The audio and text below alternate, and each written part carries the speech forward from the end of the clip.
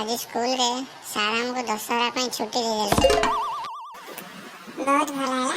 तेरे घरे रामलीला चलिबो। बहु मु राम हेबी। तू राम कोन हो? तू तो होमवर्क करिया ପାଇଁ रावण हेयो।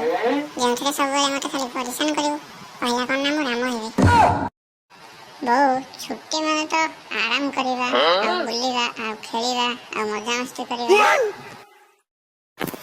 नहीं तोर नुह भूल कर देलो मोर आराम।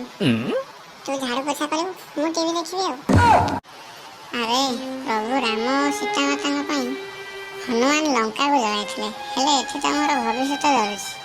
भाबुଥିଲି छुट्टी दिया गला खाली खेलिबी बुलिबी छाड़ मोर तो भाग्य खराब। एबे जा स्कूल ले जा होमवर्क देछंदी ताको बसी करबो नहले हनुमान कर गदा तो पिछे बसी जाउछ ना देखियो। 哎呦我的妈！